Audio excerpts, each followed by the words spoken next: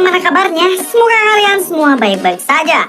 Kembali lagi dengan saya Bray. Kali ini saya akan menceritakan film dengan judul Bagaimana Alur Ceritanya. Mari kita saksikan sampai selesai.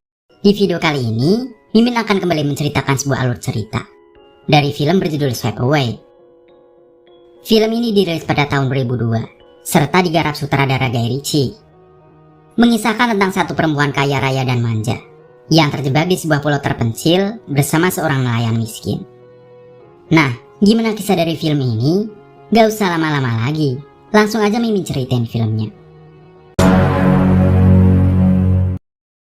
Awal film, kita diperlihatkan dengan seorang wanita kaya dan terkenal bernama Amber Lighty yang sangat manja dan juga angkuh. Apapun yang dilihat tidak sesuai dengan standarnya, Amber akan marah dan menentangnya. Dia adalah istri dari seorang direktur sebuah perusahaan besar bernama Tony, yang selalu saja memberikan apapun yang diinginkan istrinya. Di suatu waktu, Tony mengajak Amber berlibur ke Italia untuk pergi ke tengah laut dan menyewa sebuah kapal pesiar yang tidak terlalu mewah. Tujuan Tony sangat bagus. Dia sesekali ingin membuat istrinya bersyukur atas apa yang dia berikan selama ini. Namun, nampaknya Amber tidak suka menaiki kapal pesiar tersebut, sebab kapal itu terlihat kecil dan murahan. Di sana Amber kembali bersikap angkuh kepada salah satu kru kapal bernama Giuseppe, karena dia memberikan Amber peralatan olahraga yang menurutnya tidak bagus.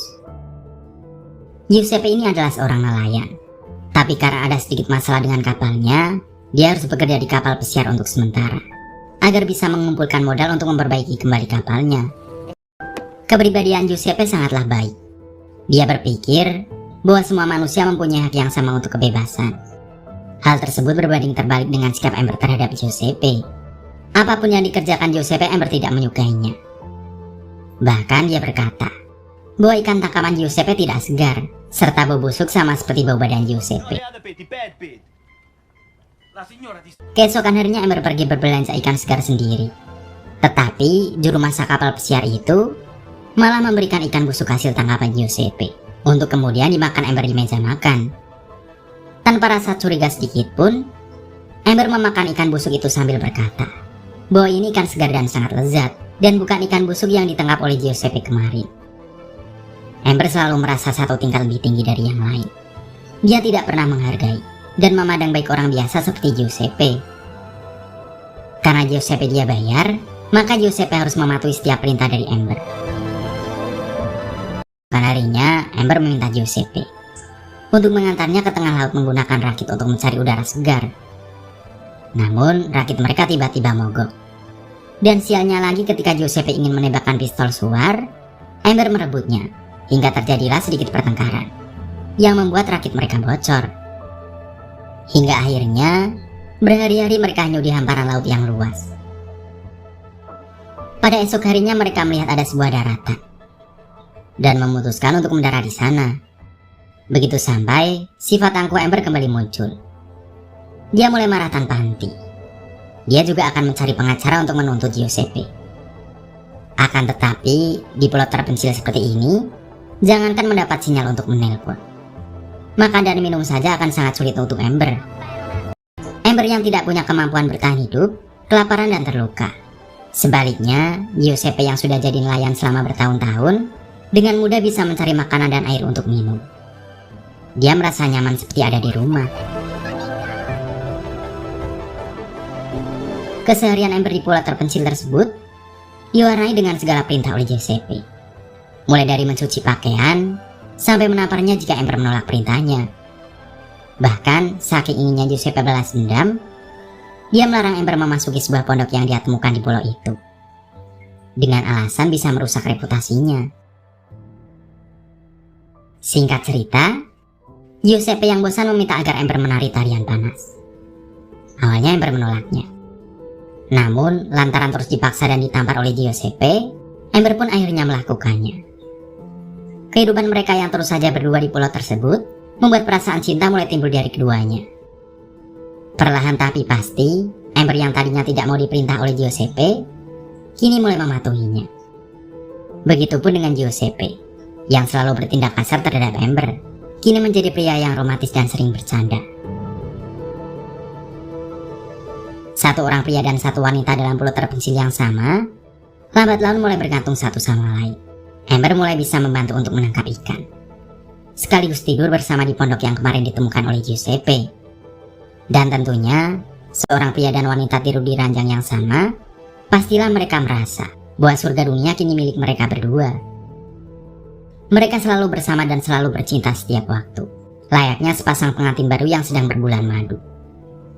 Amber yang dulunya wanita kaya sekaligus angkuh, kini mulai terbiasa menjalani hidup dalam kesederhanaan, dengan kebahagiaan cinta sederhana yang diberikan oleh Giuseppe. Namun di tengah kebahagiaan mereka berdua, tiba-tiba saja Amber melihat ada kapal yang tidak jauh dari pulau itu. Anehnya, Amber tidak teriak meminta tolong. Dia malah memilih bersembunyi di balik batu. Sudah jelas bahwa Amber tidak ingin pergi dari pulau tersebut, karena di pulau itulah dia tidak tergoda oleh kemewahan dunia luar. Ditambah lagi, dia mendapatkan cinta yang tulus dari Giuseppe.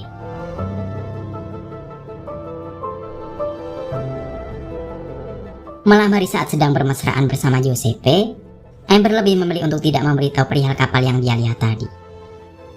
Dia malah bertanya kepada Giuseppe, jika mereka pergi dari pulau ini, apakah Giuseppe akan tetap mencintainya? Giuseppe langsung memeluknya dengan hangat dan berkata bahwa cinta mereka akan abadi. Hari pun berganti. Di suatu pagi, Giuseppe yang baru terbangun setelah bercinta di tepi pantai semalaman, dia melihat ada sebuah kapal berlabuh di tepi pantai tersebut.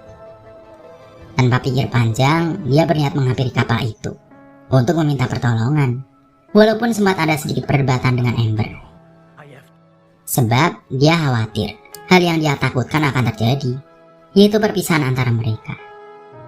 Namun Giuseppe tetap melakukannya dan bilang bahwa dia akan selalu mencintainya apapun yang terjadi, dan cinta mereka akan bersatu selamanya.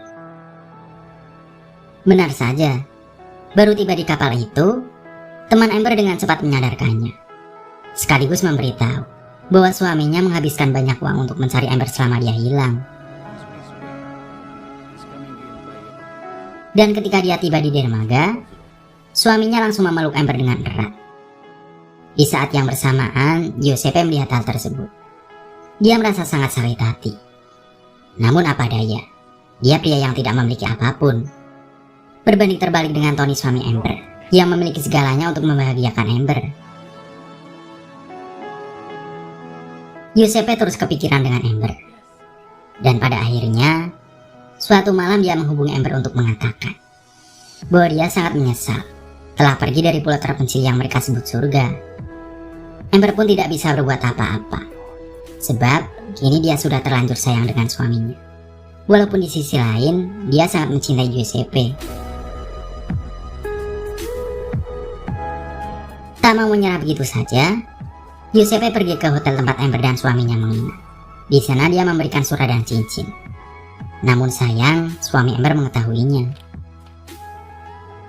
Tentu saja dia tidak ingin kehilangan sang istri. Dia kemudian membayar pelayan untuk segera membuang surat itu. Padahal di surat itu sudah tertulis di mana tempat Giuseppe menunggu Amber untuk melarikan diri. Setelah Giuseppe menunggu sekian lama, Amber tidak kunjung datang. Pada saat itu, Giuseppe melihat Amber yang memasuki sebuah helikopter.